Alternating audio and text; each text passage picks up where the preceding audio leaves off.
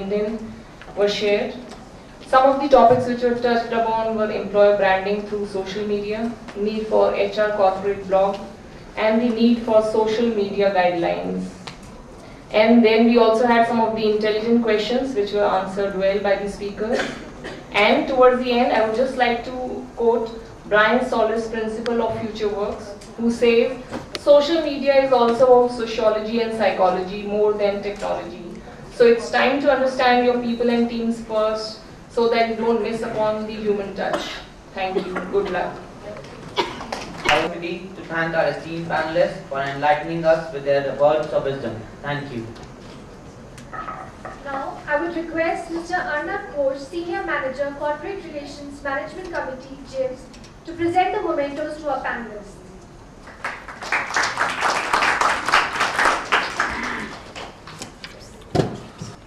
Ms. Neelam Dhal.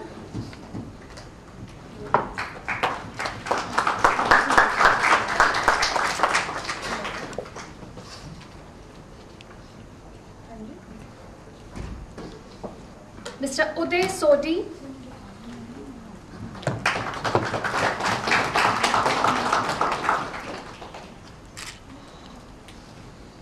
And Mr. Sudhir Rohila.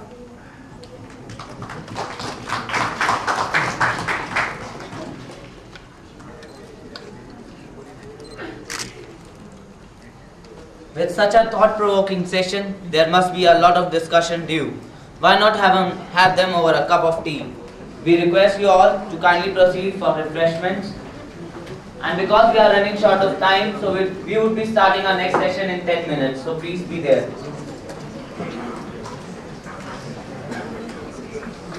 For the day. Culture, which not only claims but encourages teamwork and initiative, related or unrelated to the job, beautiful and grateful work environment, and handsome pay package is all what it takes to attract 1,000+ job applications across the globe for a single vacant position. This is the result of contemporary talent-based practices adopted by Google. What is currently done, hidden or revealed by organizations these days lead us to the important section of the seminar, that is, best practices on talent management. During this session, the dignitaries will lead us to their first-hand experience and numerous trend-setting examples in their organization that have successfully implemented best-in-class talent management practices. Chairperson for this session is Mr. P. Dwarkanath, Director, Group Human Capital of Max India Limited, New Delhi. Mr. Dwarkanath is a Bachelor of Science, Law and holds postgraduate diploma in Management in Personnel Management and Industrial Relations. Prior to his current assignment, he was the Director, Human Resources and Administration, India, South Asia of GSK for several years. He brings rich and varied experience of nearly 39 years, out of which he has spent 27 years in GlaxoSmithKline Consumer Healthcare Limited. He is also the former National President of NHRG. Now, I would request Mr. P. Dwarkanath to preside over the session. Good afternoon, ladies and gentlemen, and distinguished fellow panelists. Thank you, youngsters. Thank you for a lovely introduction, very brief. I think, it's a very important session. I think we have a very distinguished panel here, three coming from different sectors. I think you should hear. And we also felt as a team that we should give opportunity for you to raise questions. I can only assure you we'll manage the time. And we will encourage you to ask questions in the end. It's about 4:45. We'll try to close before 6 with wrap up and everything. So we'll give 15 minutes each to speakers, and please keep your questions till the end. When all the three speakers finish, you can ask them the questions. I just do the role of a facilitator, and it's a great subject. When you talk about talent management is no longer an HR issue. It's a business issue. National HRD Network has done a leadership survey a couple of years back, where the Wharton and Kellogg University professors have interviewed 75 business leaders of India, 75 business leaders of India, which includes about 20 HR leaders and 55 business leaders, Indian business leaders. And there are 3 challenges. I mean, it's very interesting. The ranking might change, but when we collated the whole top, which they have done and circulated, there's a book on it, you found most of them saying the top 3 challenges, one of the challenges figured on talent management. So it is no longer an HR issue. I think this is what I keep saying in different forums. It's no longer just an HR issue. HR can facilitate, help, make it happen, but it's more a business issue. So it's very interesting here. We have 3 types of people here. One is a CEO, an entrepreneur, a business leader, and one is a core professional working for a great organization, and third one is from the academics. So it's a combination. You get a very broad perspective from different dimensions. I'm here only to say, just introduce, best practice is something is very difficult to define. I think what is important, I would say I can only tell you from my experience of 39 years, only one thing is said, what was best practice yesterday no longer need to be the best practice today. I think it's a very dynamic environment in which you operate. It's a very challenging environment. And secondly, one of the things we need to bear in mind is what is good for you need not necessarily be good for me. I think it's nice to know about it, but it may not be equally applicable to you. I think when you say best practices, just don't copy best practices without understanding your culture, background, and the profiles of the type of people you have in the organization. This is the top line I'm saying. This is again the culture of the organization. Culture of the organization which makes an organization make or break. It's people's growth through business growth. If you don't satisfy me, someone else. These are all the aspects. But I think it's important what sort of a culture you have, what sort of leadership roles people take, and what sort of people you have, and how your business is growing, what stage you are in business. It varies from organization to organization. It's nice to know, as a HR leaders or as a business leaders, what's happening in the external environment, how we can adopt and make it happen in your organization if it is feasible. Just for the sake of saying in a platform, or just copying it for the sake of saying, I have got this practice, has no meaning. And I will give you one minor example which I keep repeating for the sake of clarity and understanding. I said some companies have got a 360-degree feedback. And I can tell you still, most of the companies are not matured enough to do 360-degree feedback across all levels. I mean, I think you need to have that sort of maturity and culture if you want to really 360-degree feedback. You agree? I think, it's nice, some company can fit in well, maybe the profiles and the size and the scale, and for some organizations it may not, or it may work partially, it may not work fully. So I think, when you're talking about best practice, in talent management especially, please try to understand, get a perspective. It gives you a feeling where to pick it up. You can be choosy, but I think you need to adopt it. You see, it's nice to introduce something, but difficult to sustain and implement. If you don't keep scoring, you're just practicing. There's no point. I think where HR is most of the time faulted is, I think I need to switch off. You say that you are not accountable. I think we should not get into that. Especially when you're talking about people's management, it's very easy to introduce something and get a disaster. I think that's another aspect which you need to bear in mind. When you introduce something, either you do it pilot or fully, the best practice, you should make it happen. Otherwise, there's no point. That's where the other aspect. Just to introduce your talent management, each company has got a different perspective. Coming from spending about nearly 3 decades in one organization, you have 2 concepts. That's where I introduce and then I'll request the speakers to come. It's what grow your own timber. That was the concept of GlaxoSmithKline for many years. Now they've also changed it with the times. Earlier time, you never become a director unless you started your career with Glaxo. But now they recruited at director's level. So it's changed. So you need to adopt with the change. That is the changing world. Number 2, they have this concept of 2 plus 2 plus 2. That means if you want to become a business leader, a managing director of a country manager of a company, you need to work in 2 countries, you need to work in 2 functions, you need to work in 2 businesses. still that business, that practice is still followed. So, it's important even for, it is not an Anglo-American multinationals I'm talking about. It's equally applicable when you start looking at the Indian multinationals.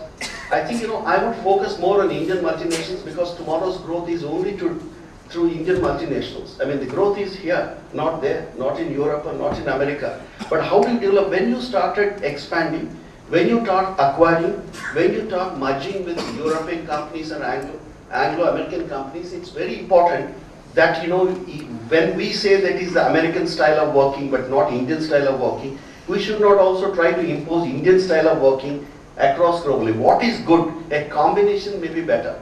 I think, talent management, it's important that we need to appreciate that.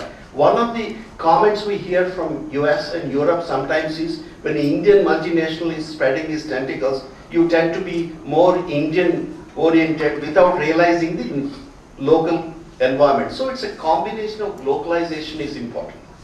The third but not least is when I said any company can survive and grow when your business and leadership dynamics are very good. I think it's important leadership walk the talk and the culture of the organization should start from the top. When you're talking about talent management, you can't talk about just a practice without understanding the culture of the organization. The values and the vision and the mission of the organization are very important. It should be populated to all levels of management. So I'm ending with saying GSK had got a great principle, everyone committed and everyone contributes. It means it assumes that respect everyone's view, regardless of the level in the organization. You may accept it, you may not accept it. But the point is, don't think that only few people contribute to the success of the organization. Everybody contributes. So that is what the top line. I'm very, I think, as I said, the three distinguished panelists here. I will start with Mr. Anand Pillai. I would not like to dwell too much into their profile details because it's all been printed here. But only suffice to say for this purpose, Mr. Anand Pillai is a Senior Vice President and Global Head of Quality, Talent Transformation and Entrepreneurship Development, working with HCL Technologies. So over to you, sir. Thank you, Mr. Jagan. And of course, with you. So, can the people behind hear me? Yeah. What I'm going to share with you is something of a controversial topic. In fact, the book by its title, when it came out a little more than a year ago, people thought, was there a typo, And the philosophy of the company is employee first, customer second. It's quite contrary to what we hear, right? Customer is king. I don't know if you read this book, Funky Business, written by two business school professors from Stockholm School of Business. And in that, there is a beautiful quotation. And that quotation is basically this: in any service-oriented organization, if the CEO is customer-focused or is facing the customer, then he is God, his butt facing the employee.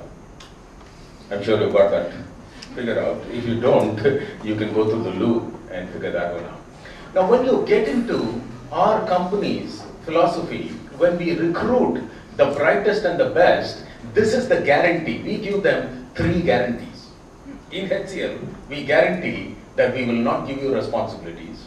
In HCL, we will guarantee that we will not respect your aptitude. And in HCL, we guarantee that we will not treat you equally. Now, how many people want to join HCL? Is there a second choice? Well, let me complete the story. Yes, we will not give you responsibilities. Responsibilities will have to be taken. That is today's world of empowerment.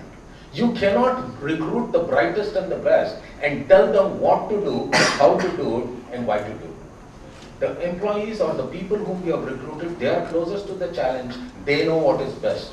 So that's the reason why we have this classic saying in our company, where responsibilities are not given, responsibilities are taken. We also tell them, be very careful. Because responsibilities are not given and responsibilities are taken, you will find that you'll come to the office one day and responsibilities are taken away from you. Doesn't mean you lose your job. It basically means that that which you were supposed to do, somebody else is doing, and therefore the key differentiator is he or she created that impact.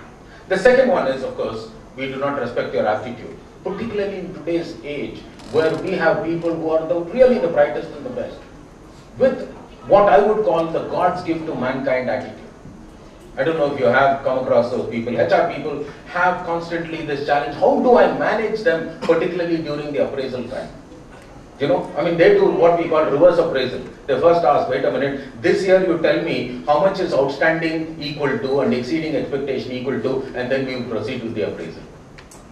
When they have that kind of an attitude, I'm sure you will have to have a different approach. And our approach is, it is your attitude that matters. The third rule is a very interesting rule, and that is we will not treat you equally. I just returned from US and I was speaking in New Jersey to one of our customers. They say, you say this and get away with it in the United States? I say, yes. Yes, we definitely do not treat people equally. I'll give you a simple example. In the year 1985, we recruited 45 management trainees. Today, one of them is the president, CEO, and the vice chairman of the company. What do you think would have happened if we treated all those 45 management trainees equally? Well, we would have had 45 CEOs. I'm barely putting up with one. Can you imagine the challenge that will be there? In fact, when we looked at ourselves in the year 2005, we looked at the same book that I'm talking about. How do you differentiate yourself? And here is the challenge that we have in today's world. As the authors say, the surplus society today has a surplus of similar companies employing similar people with similar educational backgrounds, working in similar jobs, coming up with similar ideas, producing similar things with similar prices and in similar quantity or quality. And into this world, you will have to make a difference. So we asked ourselves 4 basic questions. Now these 4 basic questions you as individuals can ask in your job, you as department heads can ask in your departments, you as company heads can ask in your company. What are these 4 basic questions? The first basic question is, how do you differentiate yourself in today's world? Now please understand, the traditional models of differentiation have gone. No longer does it matter if you are the biggest, or if you are the largest, or if you are the first. After much deliberation in that blueprint exercise in the year 2005, the answer that we came to was we differentiate ourselves in today's world by adding value as company. The next question that we asked ourselves is, who is it that adds value? What do you think is the answer for this one? Is it the shareholders? Is it the board members? Is it the senior management? What's the answer? It's the employees. Thank you. That's an obvious one. And contrary to popular belief, it took quite a while for us to get to that obvious answer. Because it was a bunch of senior management people who say, oh, R&D adds value, or manufacturing adds value, or quality adds value. No, it is the employees. And as most of you said, yes, it is quite a common answer. But contrary to popular belief, common sense is not common practice, as you would know. I mean, I'll give you a simple example. We all know that smoking is injurious to health, right? Common sense. But is it common practice? No, it is not. And we found that while employees add the value, the question that we ask ourselves, the third question is, where do they add the value? Do they add the value in the shop floor? Do they add the value in the laboratory? Or where do they add the value? Yes, somebody said it. In their interface with the customer, in the value zone, the interface with the service provider and the customer became the most difficult and embarrassing question.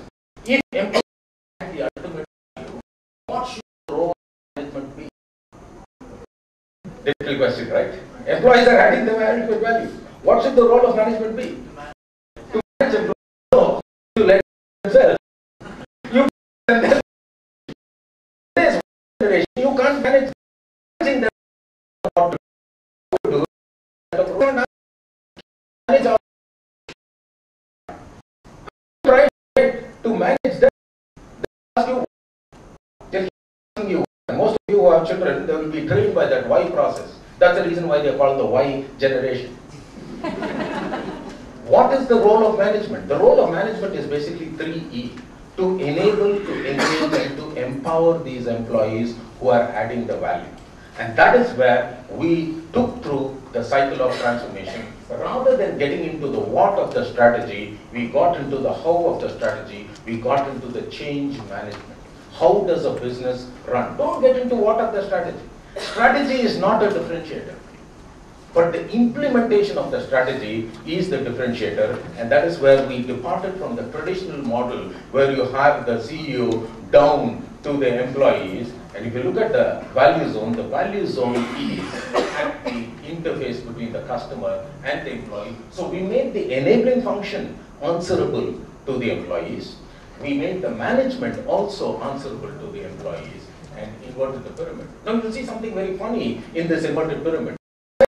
Customer second. So if you invert the pyramid, who should be at the top? Technically speaking, employees. But we don't find that. We find that it is customers who are at the top. Because the clear correlation is the keys to customer delight, the keys to customer satisfaction and customer loyalty is strongly linked with employee delight, employee satisfaction and employee loyalty. And just in case you thought that employee first, customer second was a HR initiative, you're wrong. It is a business initiative. It is with the key to get that customer delighted. Now, Mr. Jagan mentioned about one particular practice, the 360-degree process. We in HCL adopted the 360-degree process about 7 years ago, but in a very controversial way. But I'll give you a metaphor to explain why we adopted in this controversial way. You don't have a bottle, but we have a bottle here on the table. In any bottle, where is the bottleneck? At the top. So if you fix the bottleneck, the rest of the organization gets fixed. So we implemented the 360-degree feedback in such a manner that the people who are receiving the feedback, the managers, they will have to make the feedback known or made public, posted on the intranet.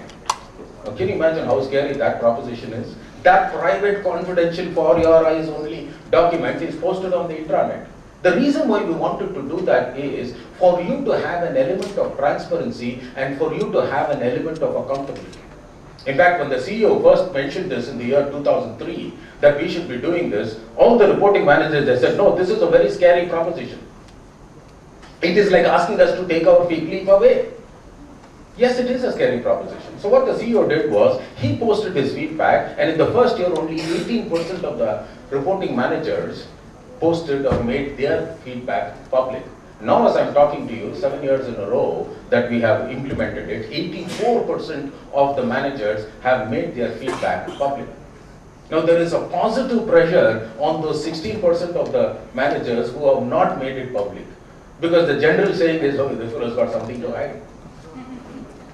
And in addition to the fact that it has become transparent, there was a positive environment around the system because people started accepting one another as they declared their weaknesses, as they declared their shortcomings. This encouraged peer networking, this reduced the gossip in the system. Because if you have something private, confidential, for your eyes only and if you share it with one person, what happens? There is a gossip value for that. But if it is public, what happens to the gossip value? It goes down. Years ago, when I used to work for the Tatas, I had an assistant called Karnakaran.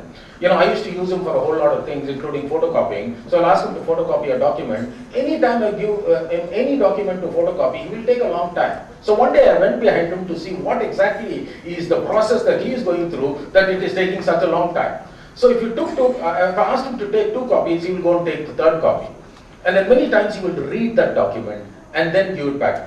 So I said, okay, fine. And one day I called him to the office and I said, here is a document, please photocopy it, and please don't take a lot of time. If it is confidential, I will let you know. No, many times, I mean, that is exactly where that gossip value comes.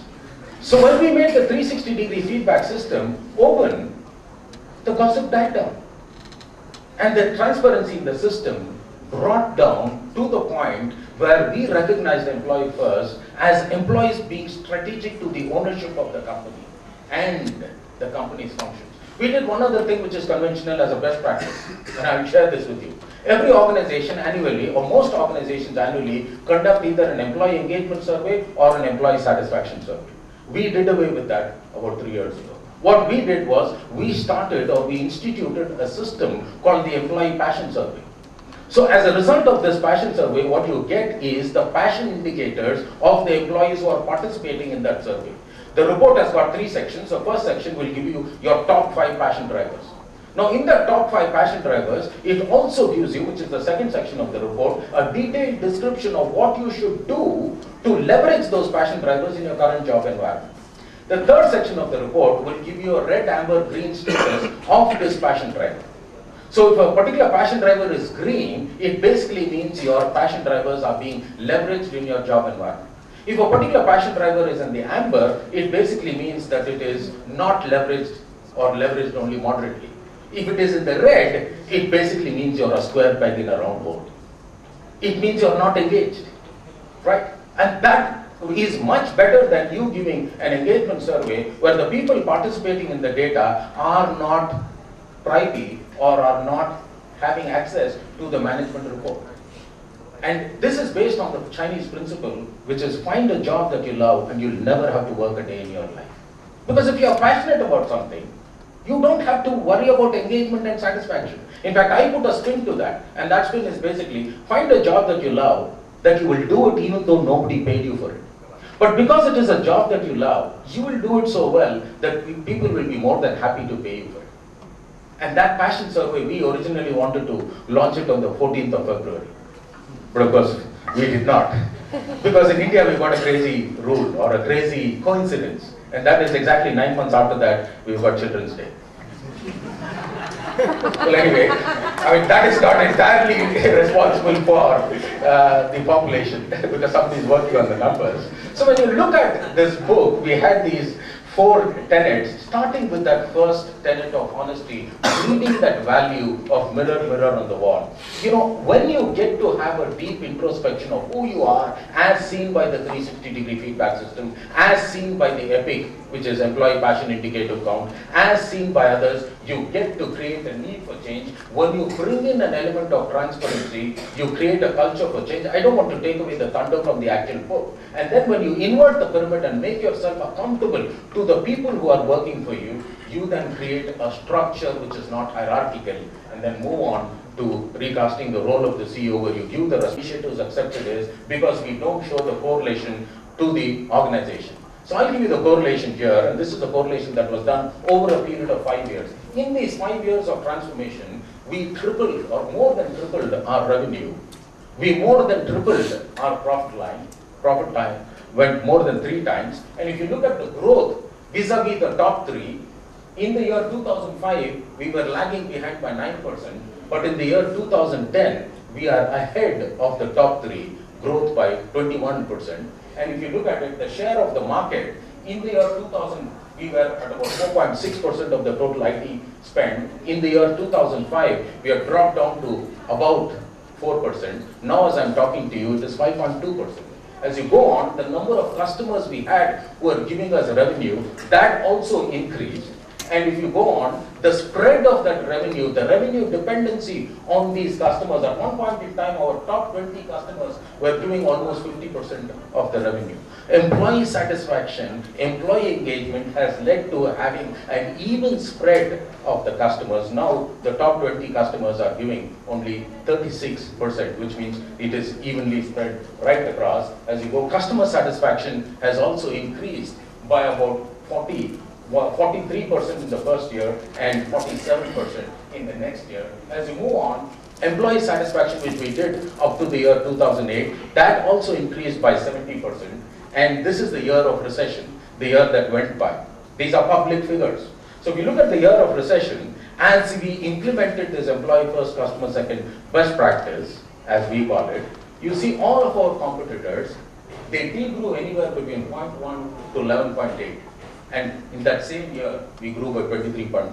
Why am I showing you these figures? As HR professionals, we must correlate our practice and correlate it to business. And this is a particular survey from the Forrester research where it shows that in customer satisfaction, as rated by an independent agency, vis-a-vis all organizations on a scale of 1 to 5, you've got the highest.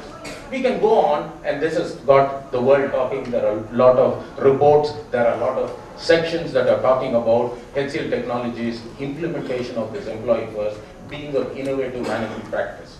I end with this one particular question, which is my favorite ending always. We invest so much in our employees, right? The more you invest in the employees, the more they become marketable. And the question that is asked is, what if you invest in the employees and they leave? My problem is not that. My problem is, what if you don't invest in them and they stay back? That's a bigger problem. With that, I want to thank you.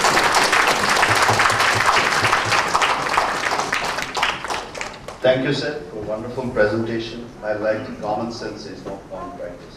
Thanks. Thank you very much. And now, may I request a dear friend who was a fellow of the board member of NHRD, who has been a great, what he sees talent management all about, and he would be able to focus also on the hiring practices, what he reckons as the best hiring practices. Over to you, Murli sir. Thank you, sir.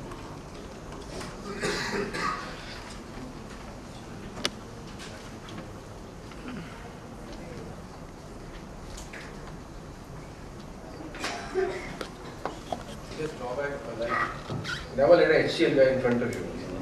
There's no second place for HCL. I remember when an HCL guy walks into the room, he only asks one question. We normally, when you are competitive bidding, will ask the party, what is your price? The HCL guy will ask, what is the price you want? Right? So Anand Pillai is really great demonstration of HCL and the real great company that it is. I'm going to talk about something very, very different. As I said, I have a disadvantage. After passing out of IIT, I work for multinational like many of you would like to do. Last 25 years I've been an entrepreneur, a very different kind. We come out today consult with more than 200 companies in India. Our customer base right from Bombay, Delhi, Madras. We work largely in talent acquisition, and lately we are also working in talent management area. We have two companies, one is in talent acquisition, the company is strongly on employee learning. So in the course of all of that, one day I was just thinking about my work for 25 years. And I was thinking, what should I do now in my life? That day I happened to speak to somebody, and this one statistics came in front of me. And very, very shocking statistics. Biggest truth about corporate sector. The corporate sector employs less than probably 2 to 3% of the India. And of this, the IT sector employs probably 1 million of them. 1 million is 0.1% of the population, of which HCL employs 0.01% of that population. So very often when you look at a company, you look at a country, I ask myself this question, how long am I going to work for a company? How long am I going to work for TMI? What if I ask myself a question, if you want to put India first, what will be the most important pressing problem of this country? And what can you do about it? And today what I'm going to present is a very, very innovative idea, which we believe is a little late, but it can change India from grassroots up. So what I'm going to talk about is a talent acquisition and talent development model for a company as well as for a nation. We call this company was launched about 2 weeks ago by the Minister of State for HRD in Hyderabad. And this company is called E2E Academy. The small E stands for education and large E stands for employment. Day before yesterday, I was talking to one of the generals of the Indian Army. And one of the biggest problems Indian Army faces at the Jagan's level, at the people of 7th class, 10th class, 12th level, that every time that they have a recruitment drive, there are riots which follow subsequent day. So we're asking him the question, what's wrong with it? He says the number of people who come to recruitment drives is so big that whatever be the results we publish, always 99% of the people are happy. Only 1% or 2% get a job. Now flip it the other side, the National Skill Development Corporation has been funding already 14 companies on skill development. And if you go and ask all the 14 companies, what is the biggest problem you face? They say only one thing, we don't have enough people to train. Nobody wants to get trained in this country. And the government of India, Prime Minister has put in 500 crores of budget for skill development, and nobody wants to get trained. Again in Bombay, I went and met one of the largest institutions. I was shocked when I heard the numbers. It's called IBPS. They are basically a frontal organization which hires people for the Indian public sector banks. So last year, they processed 1.74 crore applications for less than 50,000 jobs. very shocking. I said, what's this? What kind of ratio are we playing in this country? These are all graduates. Everybody wants to join the government sector bank, either as a clerk or an officer. So after 1.7 crores, etc., 50,000 people get jobs, rest of them are on the streets. On the other side, the same day, I met one of the large pharma companies. I don't want to name that company. This company said, we want to do something, and they started a learn program. In a very small town, they spent more than 2.5, 3 lakh rupees for inviting ITI people and people who are 12th class failed to come and join the company so that they can train them, give them employment and give them a graduation. They got 11 responses. And he was asking me, what's wrong with this country? On one side, everybody says that there's a lot of unemployment, we want to help, we want to learn a program, but how come nobody is coming into my interview list? So this is the contradiction of this country. On one side, we have a lot of plenty, and we have poverty on the other side. Plenty of talent and poverty of talent. And this is extremely shocking, but the ratios are totally adverse. 0.1% versus 99.9%. This is the ratio in this country. I was also like cocky from like many of the people I met in the corporate sector. One day I was asked to go and study a small village in Dosa district of Rajasthan, the Chief Minister's constituency. I was asked only to do something, go and find out why people are unemployed. The country has got so many jobs, why are people not studying? So I went to the village, talked to the village sarpanch. I was telling him that you should send your children to graduation. Because if you get a graduate, there's so many jobs available. Then he called 2 people, just waved 2 people at 11 o'clock in the afternoon. One was a BA and one was an MA. He said, दोनों बेटा है, आप क्या करेंगे उसके बारे में? बताओ, कैसा नौकरी दिलाएंगे उसको? So I was shocked. I didn't expect in the afternoon, sitting in the village, some 2 guys will be hanging around, and nobody else in the village, mind you, everybody is working. So then I asked this guy, what did you study? He said, one said BA in political history in Hindi, another one said MA in political history in Hindi. So then I said, how dumb can you be? Because who will study political history in Hindi medium? And he said, and I said, you can only be a politician unless you want to be a politician. So I was very cocky about my logic and analysis, and he told me something which really shocked the wits out of me.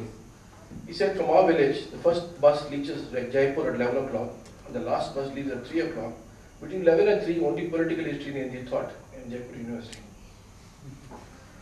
I think we are sitting in this room without understanding the reality of the country. The country is, bus timings determine competencies, bus timings determine aspirations, and we are so far away from that reality. So I think somewhere after I came back from the trip, the one thing was bothering in my mind, that all the corporates we meet, we are recruiting, as I said, 200 companies. And I think I myself would have been in the panel of selection of more than 10,000, 12,000 people in the panel selection. You meet a large number of companies, multinationals, Indians, all of them share the same problem. That like what he put in the last slide, I am not willing to train these youngsters because as soon as I train them, they get the next job and they move on. So it's not my job to train them. It is somebody else's job. The society, somebody else should take care of my problems. But you go back and ask a student, the same student in Dosa district which I talked about, these 2 guys were sitting in the village at 11 o'clock when the whole family was working in the village, were all 7th class and 10th class, they were doing in the fields. I asked him, why the hell are you not working in the field? He said, I'm a graduate, sir. मैं वो काम नहीं कर सकता मैं graduate बन गया अभी. So graduate, मतलब, I said, what do you want if you're a graduate? He said, I want to be a graduate means I need to get a fixed salary, I want to join a corporate sector. Now this is what media has done to many of us. Media has popularized I am Ahmedabad graduate salaries, which is absolutely irrelevant to the whole context of the nation. Right? And so on one side, the students are saying, I'm frustrated because every time I go for an interview, people tell me you're not good. You're rejected. But if I ask the question, okay, I'm not good, tell me what am I good at? What should I do to get that job? Then nobody is willing to answer that question. The social problem, already we are seeing that problem in Andhra Pradesh. You are seeing a lot of you heard of Telangana agitation. On the front of Telangana education is all about land ownership, about water, and the second layer is unemployment. It's got one of the highest amount of unemployments in the country. And many of the graduates are on the streets because they feel they have nothing to lose. If a set of population believes they have nothing to lose, then we as a country are not going to make progress. We're going to see social issues. We've already seen things happening in many parts of Jagan. So then we said, how do we solve this problem? we need to find a problem which meets two objectives. It should meet the individual objective and also corporate objective. So we developed this model called JOJO model. It's actually copyright by me. JOJO stands for Jointly Owned Job Oriented Education. We said, if that individual is not where he should be, and the corporate wants him to be where in some other place, okay, we will take the initiative, go and train him, and bring him exactly where the guy should be. Then we ask the corporate, what are you willing to do? I do this for you, what are you willing to do? Corporate traditionally will say, okay, do all of this, I'll come on the last day, I'll come and interview people, whoever I like, I take the point. I said, why should I do this for you? I'm not in the business of making your profitability. I'm more interested in improving the quality of life of these millions of people who don't get the corporate jobs. So I asked the corporate only one question. If we select the people, you select the person in advance based on some criteria, and if I select a training program and both of us write the training program the way you wanted, then are you willing to give a job guarantee? He said, yeah, we'll try and give a job guarantee, provided it meets the criteria which I set. Then I said, if you're willing to pay the job guarantee, I went and asked the individual, are you willing to pay a fee, part of the fee for the course? He said, yes, I'm willing to pay part of the fee. The JOJO model actually is a very unique model wherein a person gets a job guarantee, he's pre-assessed by an employer, he goes to a curriculum which is exactly tutoring for that particular job in that company. Here we are not talking about MBAs, we are talking about pure graduates and third class pass. These are people who go for jobs between 8,000 and 15,000. Now these people, after they get trained, they get assessed during the training program, they get a job.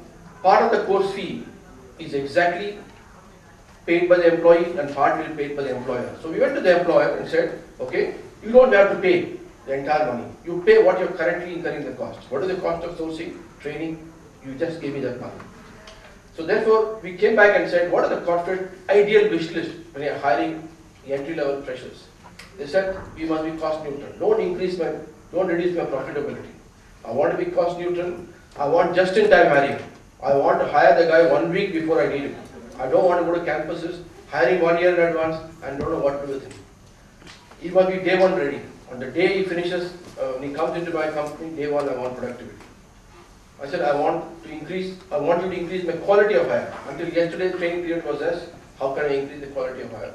Improve the retention, and also I want to keep my cost of employment as a constant. Now, on the face of it, it looks like a very big checklist. How do we meet all the 6 objectives? But surprisingly, the JOJO model meets most 99% of this criteria. That's how we have developed the model. Already, this model is being financed by NSDC.